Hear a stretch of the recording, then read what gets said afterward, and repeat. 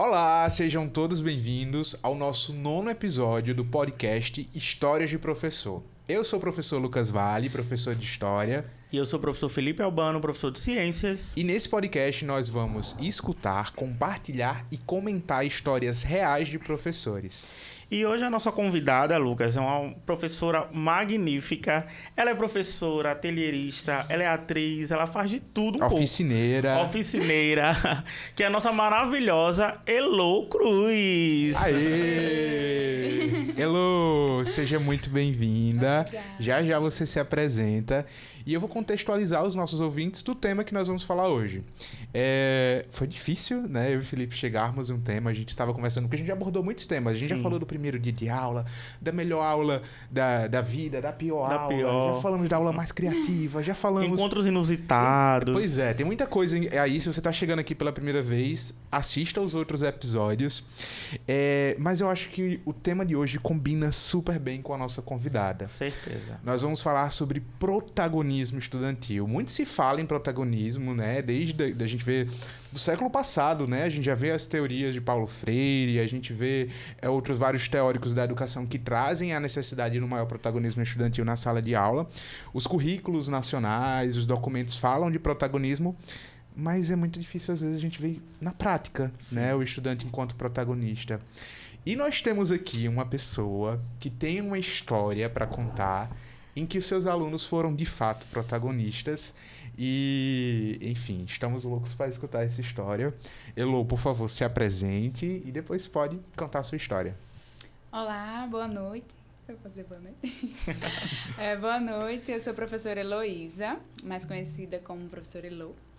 E eu sou atelierista, sou a primeira atelierista do Rio Grande do Norte. E vou falar um pouquinho daquilo que mais me marcou enquanto essa temática, né? Dando ênfase nessa temática, eu vou falar sobre a minha primeira experiência com o protagonismo infantil, né? Porque a gente escuta muito na faculdade, né, sobre essa temática, mas na prática, colocar isso em prática, como o Lucas falou, é muito difícil, né? Então, eu vou falar aquilo que eu disse assim, caramba, eu consegui colocar isso em prática. Ei, mas se aproxime mais, se aproxime mais da mesa, que é para o povo escutar melhor você no microfone. E, Elo, só para aqueles que não sabem, o que seria atelierista? Eu acho importante. O que é um atelierista? Tá bom. Atelierista foi colocado para Loris Malaguzzi, na abordagem de Reggio Emília, como vamos dizer assim, foi um profissional a mais que ele agregou dentro da escola para trazer e ampliar o olhar dos professores, tirar o olhar do pedagogo um pouquinho e ampliar esse olhar. Como assim? A minha função é agregar os planejamentos, identificando as 100 linguagens da criança. E aí vem muito o protagonismo infantil, né? Sim. Olhar para essa criança, entendendo que ela é potente e enxergar essas outras linguagens. Geralmente a gente fala muito sobre a oralidade e a escrita, mas as crianças, Loris Malaguzzi, ele fala das 100 linguagens. As crianças têm 100 linguagens. Ela fala com o olhar, ela fala com a dança, ela fala com a música, ela fala com o toque, com o corpo inteiro. A criança é o corpo inteiro, né? E, então, a minha função é identificar isso e trazer propostas diante dessas 100 linguagens, né? Eu trago ambientes, eu faço ateliês dentro da escola que estimulem essas 100 linguagens da criança, que valorizem essas 100 linguagens da criança. E eu acho que é uma abordagem função. Bem interdisciplinar, né? Acaba trabalhando com vários componentes, várias habilidades. E quem não conhece, acho que vale, né? A sugestão de leitura, procura aí a abordagem Reggio Emília, o trabalho de Loris Malaguzzi, né? Foi depois da Segunda Guerra Mundial, se eu não me engano, né? Que ele começou a escrever lá num projeto que ele fez na Itália, né? Na Itália, isso. Exato. Bom, Elo, sua história, queremos escutá-la. Conta pra gente aí, tô ansioso já. Eu tenho muitas histórias, tanto com a educação infantil, como com o ensino fundamental. E eu vou trazer uma com o ensino fundamental, porque foi um dos mais desafiadores para mim, trazer esse olhar tão lúdico para o ensino fundamental, que é mais complicado, né? Aqui Sim. no Brasil é bem complicado e aqui no Nordeste ainda é mais ainda. O ensino fundamental ainda é muito engessado em Sim. algumas escolas, né? Então, trazer esse lado mais lúdico, mais sem linguagens, mais protagonista da criança foi bem desafiador. Mas a gente conseguiu. Foi o meu primeiro projeto com ensino fundamental e as crianças estavam identificando situações e problemas na escola. E aí, uma criança trouxe que ela, ao lavar as mãos, ela observou que outras crianças deixavam a torneira ligada. Na hora de beber água, ela desperdiçava muita água, brincavam muito com água e tal. Então, ela trouxe isso para a sala de aula.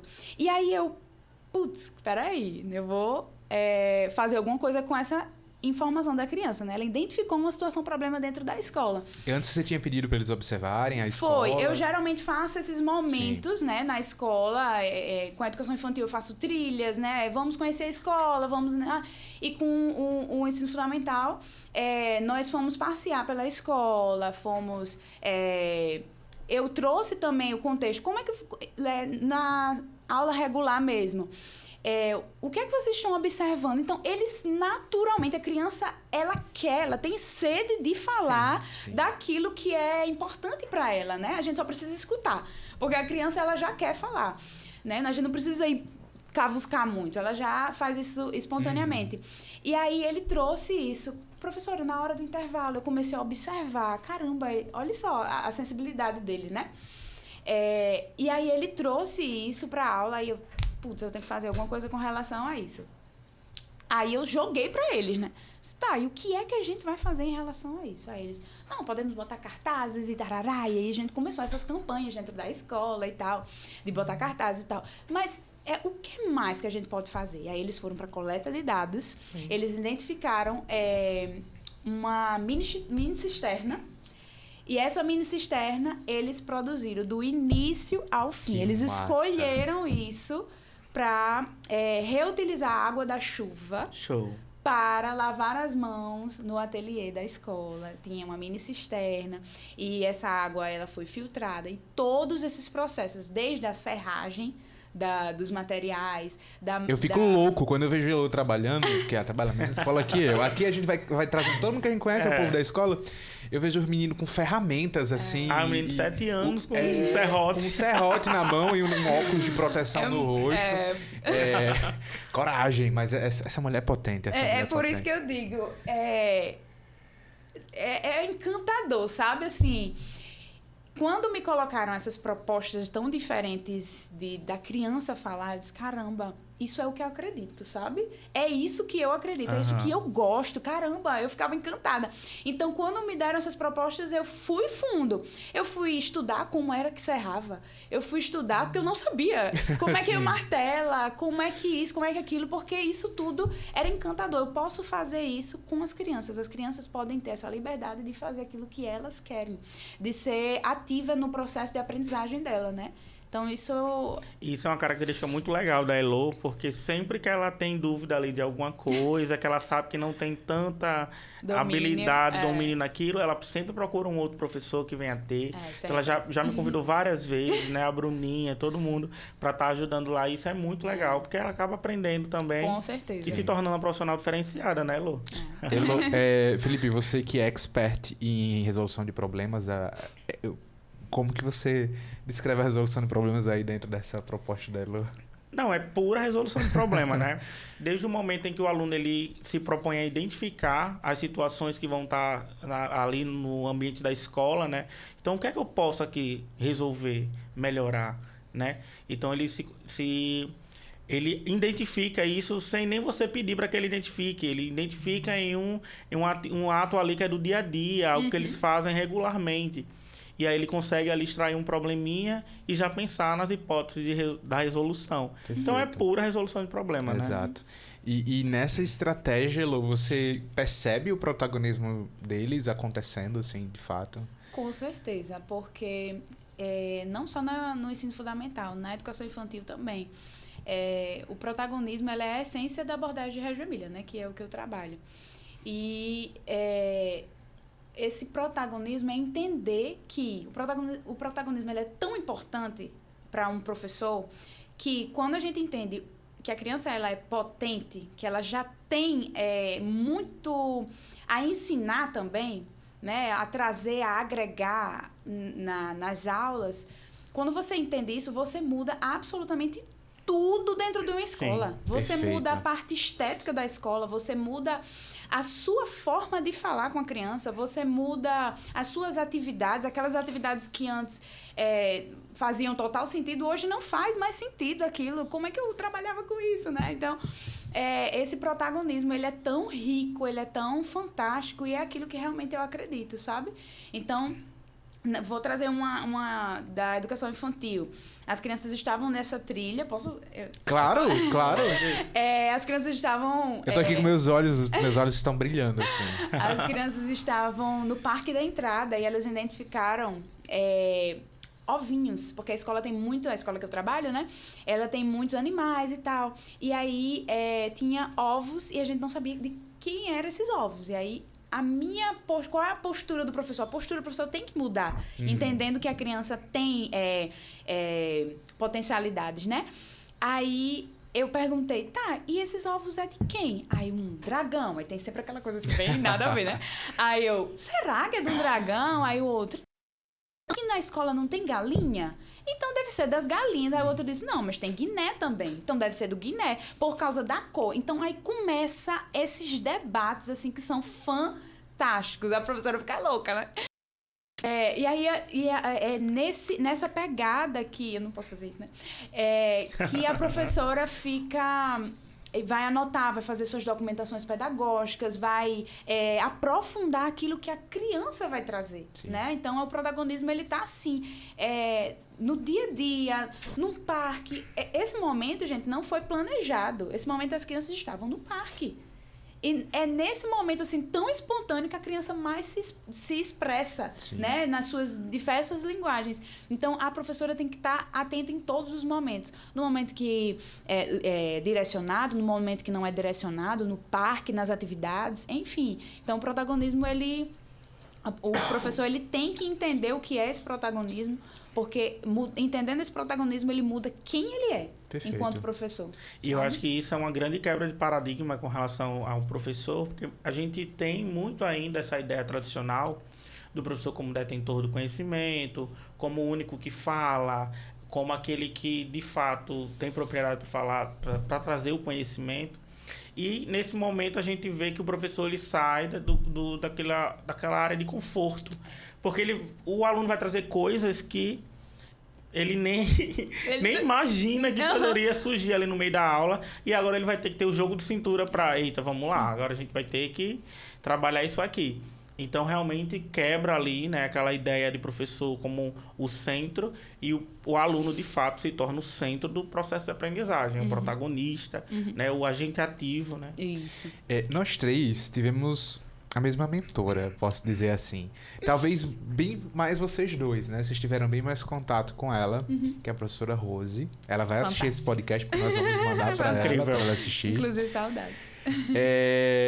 E eu aprendi uma coisa muito valiosa com ela, que o papel do professor não é dar resposta, mas é fazer as perguntas. Perfeito. E fazer as perguntas certas, né? É o mais difícil. E eu acho que faz parte desse processo de dar protagonismo para o estudante. Você pensar em perguntas que mobilizem esse seu sentimento investigativo, né? Essa postura mais motivada para aprender, para pesquisar, para descobrir, enfim. E eu acho que isso a gente vê muito nas práticas de Elo, né? Sim. E ela tá sempre criando, tá sempre fazendo coisas novas. Meu Deus, ela é um profissional assim que eu admiro muito e que eu estou feliz que tá aqui com a gente hoje. E Felipe, você tem uma história também pra contar, que inclusive, né... Falei que nem Lu, tem várias. Que inclusive levou meu amigo que está aqui do lado a ser reconhecido entre um dos 50, né? Dos professores, né? Do professor nota 10, que foi reconhecido um prêmio, né? Foi premiado. Conta pra gente essa história. Não, o mérito, né? Eu acho que foi mais dos estudantes do que propriamente dito meu. Porque teve muito isso dentro do projeto que eu levei para o concurso, né?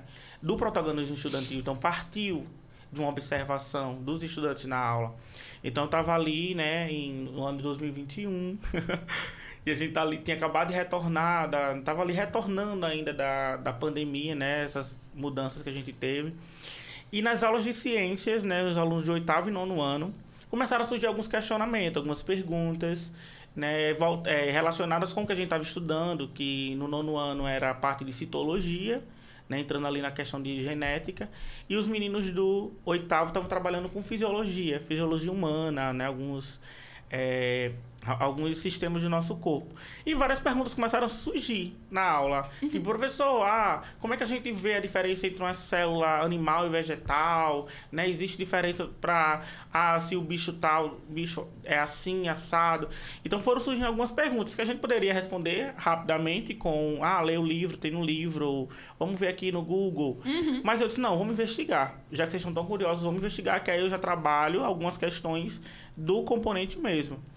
E lá no 8º ano, os meninos começaram a fazer perguntas sobre a questão do funcionamento do corpo humano mesmo. Professor, será que uma pessoa que é mais gordinha, que tem uma circunferência ali maior, isso pode contribuir para mudar ali os batimentos cardíacos, a resistência respiratória, tudo? Perfeito. Beleza, várias perguntas. Vieram medir minha barriga, morto de vergonha, fizeram subir numa balança, olha o papel que eu me presto. E aí foi muito legal, porque a gente começou aí o clube de ciências, né? Que era o Ciência em Movimento, que a gente fazia no contraturno, e os meninos, eles botaram a mão na massa, começaram a investigar. Então eu fui explicar como é que fazia um projeto científico, quais eram as etapas da resolução, e aí eles propuseram lá a questão-problema, depois as hipóteses, foram escrever a metodologia, e aí a gente eu fiz várias tarefas, problemas, né? Que mediavam eles para o que eles deveriam buscar. Então, eles fizeram leitura de artigo científico para entender como era o modelo de um artigo científico, porque no final eles produziram um artigo científico. Então, foi um trabalho muito legal, né? O Lucas participou, a Brenda participou. Ficou cobaia. Então, eles foram cobaias e contribuíram também com um pouquinho do conhecimento, né? Então, foi bem legal. Então, a partir daí, surgiram, se eu não me engano, foram cinco projetinhos. E dos 5 projetinhos, 2 a gente conseguiu concluir com o artigo. E eles apresentaram no Congresso Científico da escola. Então, tinha os resultados, tinha ali toda a questão dos gráficos, né? Eles apresentando tudo bem bonitinho.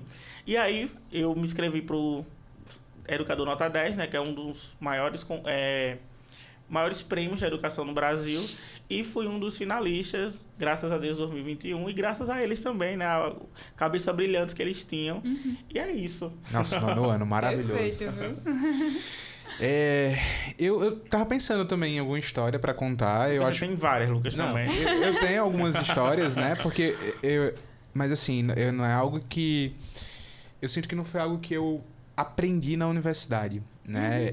Foi algo que fui aprendendo com a prática, com os professores que estavam ao meu redor. Eu não cheguei já assim, vou trazer o protagonismo estudantil. Porque eu nem sabia como fazer isso, mas né? É um processo pra gente também, entender. É um processo bem difícil. Eu lembro que no começo as minhas aulas eram muito mais expositivas, né? Era o slide que eu preparava, que era igual que eu tinha aprendido na faculdade, né? Sim. Preparar o slide e ficar falando lá para os alunos. No final, aí eu trazia uma coisinha, um joguinho, um Kahoot, alguma coisa assim. Mas a aula era meio que 80%, 90% expositiva. E aí depois, né, que eu fui aprendendo como planejar aulas. Mas o exemplo, eu não queria trazer bem uma história, mas são exemplos, assim, de como que a gente pode favorecer o protagonismo e relacionado ao planejamento. Porque muitas vezes eu planejo uma atividade achando que vai ser lindo, perfeito, maravilhoso na minha cabeça.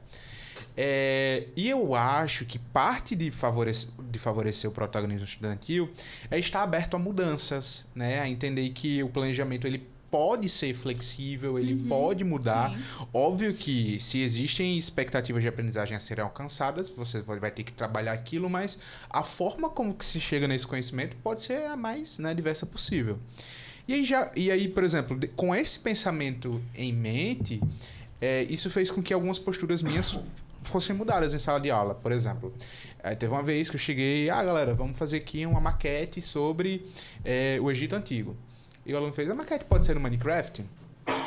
Eu jamais tinha pensado em propor maquetes no Minecraft, mas eu falei, pode, com certeza, pode, vamos fazer. Pode, quem quiser fazer no Minecraft, pode fazer. Sim. E eles se engajaram, assim, que eles passavam 6 horas fazendo o trabalho de história. Quem é que passa 6 horas? Mas era no Minecraft e eles fizeram um negócio assim gigantesco, lindo, incrível.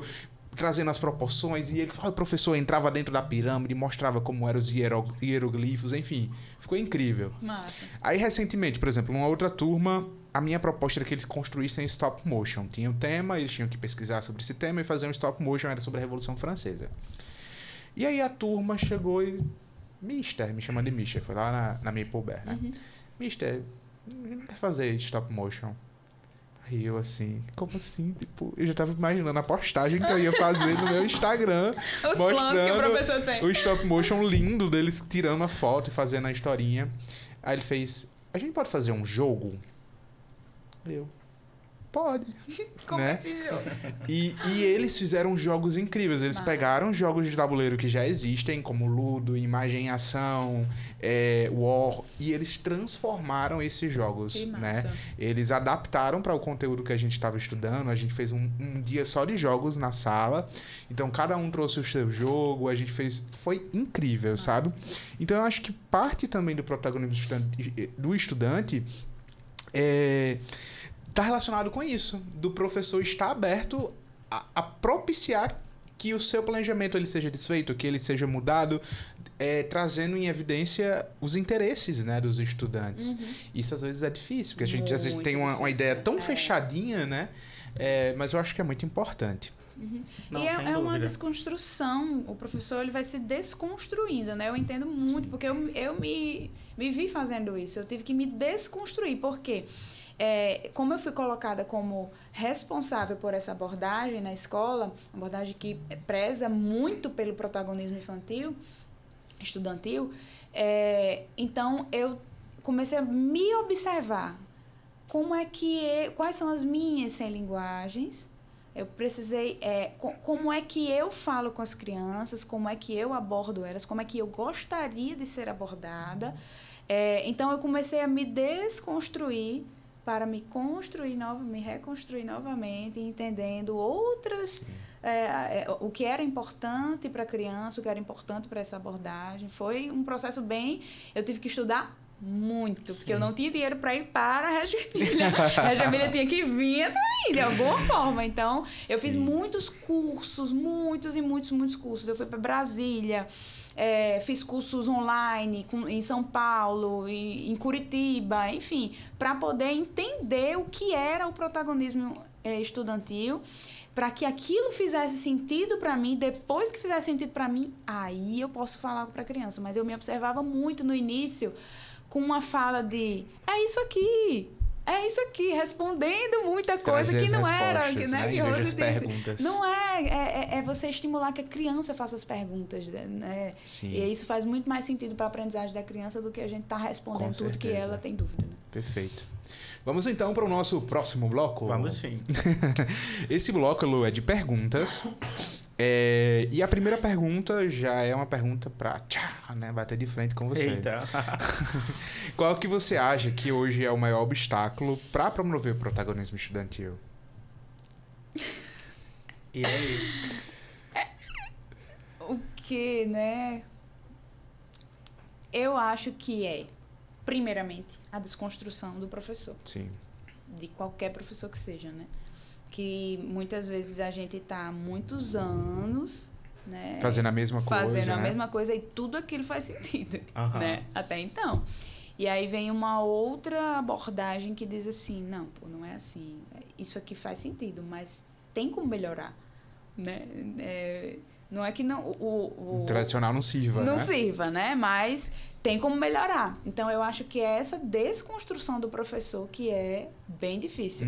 Outra desconstrução, os pais. A família, eu ia falar isso. A família é difícil, Porque eles tiveram uma educação, né? E ver o filho tendo de outro jeito, eles falam, não, ele não vai aprender. Não vai, eu aprendi dessa forma. Sim. Então, o meu filho não vai aprender dessa forma que você está dizendo aí. Tipo assim, perguntando para o menino o que é pra... Como assim? Eu quero a resposta, professora. Anotada no caderno. Justamente, eu não estou vendo, eu quero ver. E aí, é aí onde vem a documentação pedagógica, que é riquíssima para apresentar para o pai poder entender as evidências, isso. Né? Mas ainda, mesmo assim, ainda é um processo muito difícil. Então, essa desconstrução eu acho que é a parte mais difícil de colocar, sabe? Desconstrução do professor, dele entender o que é esse protagonismo, e desconstrução dos pais também. Sim. Eu acho que isso é... E são, coisas, bem né? desafiante mesmo os dois, né? A gente já falou aqui em outros podcasts essa questão dos pais no processo de ensino-aprendizagem, o quanto eles podem ser muito positivos no processo e o quanto eles também podem gerar alguns obstáculos nesse processo de aprendizagem. Sim. Porque ele foi formado de uma forma. Então, ele não é formado, ele não tem uma formação pedagógica. Sim. Então, para ele, o que funciona é o que ele teve de experiência quanto aluno. Então, ele sempre vai trazer esse questionamento. A gente, né, viu com a Brenda, né, no episódio passado, essa dificuldade que o pai tem de entender como deve se ensinar matemática, ajudar ali o estudante, né, porque ela vai trazer uma abordagem diferente. Mas ele foi formado num tradicional, né, na tabuada, naquele negócio mais decoreba. Então, para ele, funciona assim. Sim. Mas a gente precisa, e eu acho que isso é o grande desafio dos dias atuais nas escolas. Mas, graças a Deus, eu acho que isso está mudando, né? A gente vê professores tentando se atualizar e mudar a perspectiva. Muito, os pais também, eu recebo bons feedbacks de pais que talvez eu eu não recebia 3 anos atrás e hoje eu já recebo os pais falando, professor, que massa. Sim. Semana passada eu fiz um banquete com os alunos, que eles tinham que pesquisar sobre um monarca do século XVI, interpretar e trazer comida. Todo mundo comentando na escola. Eu fiquei chateado porque eu não comi nada desse banquete. E uma das mães mandou, professor, achei que minha filha aprendeu muito com essa atividade, assim, talvez fosse para um pai mais tradicional e falasse, o que meu filho vai aprender levando comida para a escola, sabe? Não, eu quero aula. Tá brincando na escreva escola? Escreva aí no exato. Bom, Felipe, tem mais uma pergunta aí, né? Tem mais uma.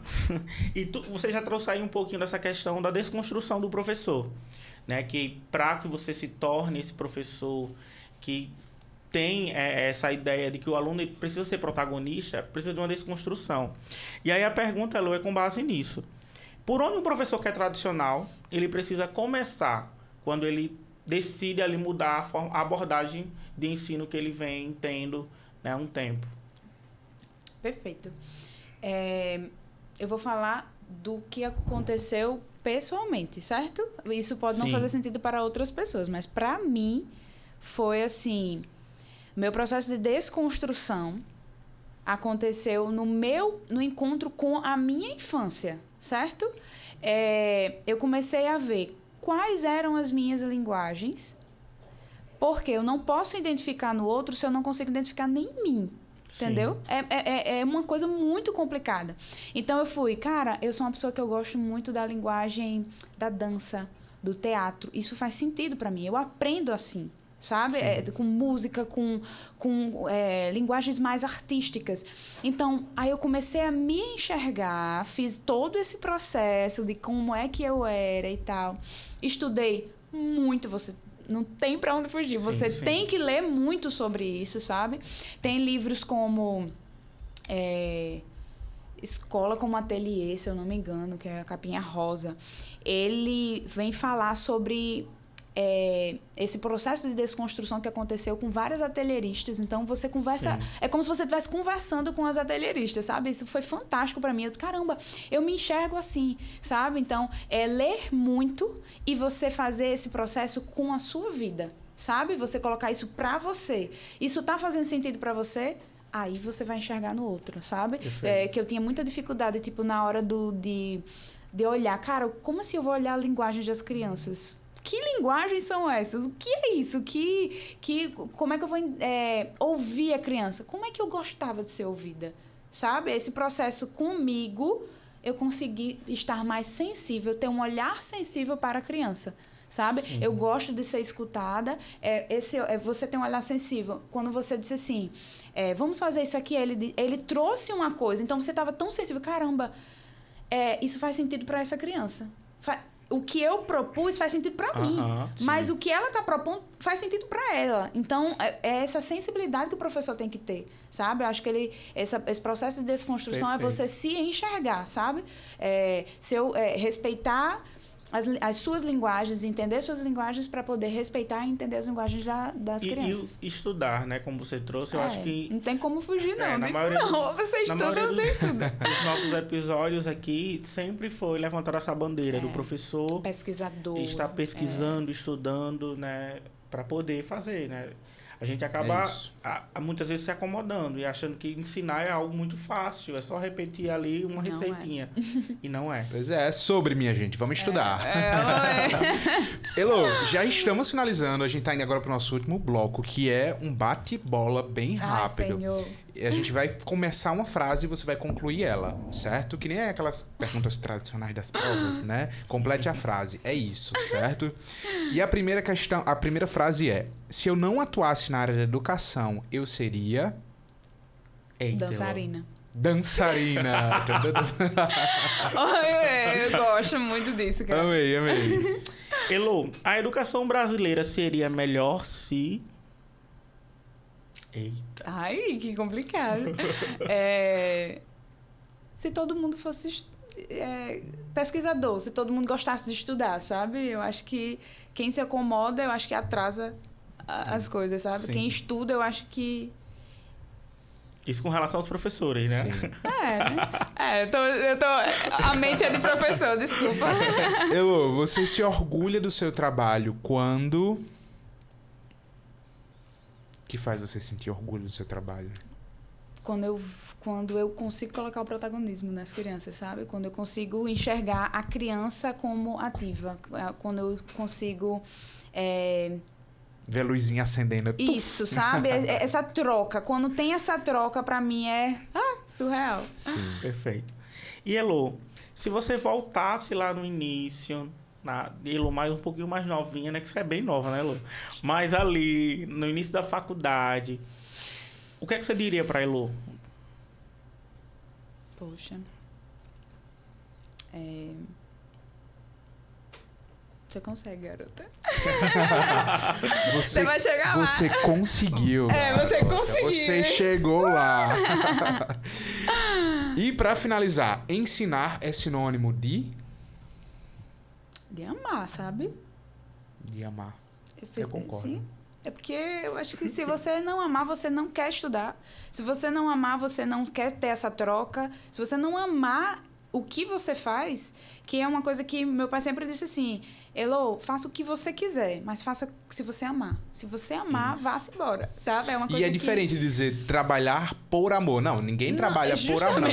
Mas trabalhar com amor, né? Eu acho que isso faz diferença. Eu acho que você fala... A gente fala... Sim. É diferente como a gente fala, porque a gente ama aquilo, sabe? Então, se a gente não amar aquilo, não vai fazer sentido, sabe? Não faz sentido, não vai ter troca, não vai ter... Enfim... Elô, estamos muito felizes com a sua presença, mas o nosso episódio acaba por aqui. Eu quero agradecer a todo mundo que está nos assistindo. Se você que está nos assistindo quer contribuir com esse projeto e quer muito que aconteça uma temporada 2, porque a temporada 1 tá quase acabando, né, Felipe? Falta um pouquinho. Nos ajude, você pode ser um dos nossos patrocinadores. Entre em contato através do historiasdeprofessor.podcast@gmail.com. Estamos abertos para fazer uma proposta super legal para sua empresa. E é isso, Elô, muito obrigado. Eu que agradeço. Eu sei que a gente lhe convidou assim bem, né? Foi ótimo. E você não pôde recusar o convite. De forma alguma. Mas a gente só tem a agradecer pela sua disponibilidade de estar aqui, de estar trazendo um pouquinho da sua experiência. E eu sei que quem está nos ouvindo em casa, né? Seja pelo YouTube ou por algum tocador de podcast, tá aprendendo bastante com você, né? E pode até mudar a partir de agora a sua postura como professor. Então é isso. Você gostaria de mandar um beijo pra alguém? Um cheiro. Pra minha mãe, meu pai. A minha mãe. Sua câmera é aquela ali. Olha pra ela e manda seu abraço. Um beijo para todos os professores e eu agradeço muito a vocês pela oportunidade. Eu adoro conversar sobre educação, sobre o que eu faço, né? Porque eu realmente amo muito. Então, eu desejo que vocês também queimem e amem muito aquilo que vocês fazem. É isso. E, gente, olha, você que está aí nos ouvindo, não esquece de se inscrever no nosso canal, né? Coloca lá o sininho para que você fique por dentro de tudo que nós estamos postando, lançando aí no YouTube, no nosso canal. Também nos segue lá no Instagram, no TikTok. A gente tá postando lá alguns cortes dos nossos podcasts, né? Dos nossos episódios.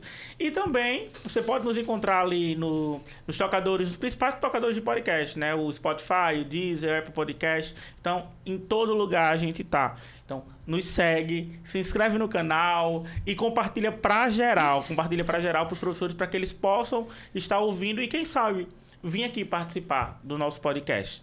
É isso aí, né? É isso aí. Boa noite para todo mundo que estiver assistindo. Bom dia, tchau, galera. Tchau, tchau. Tchau, tchau.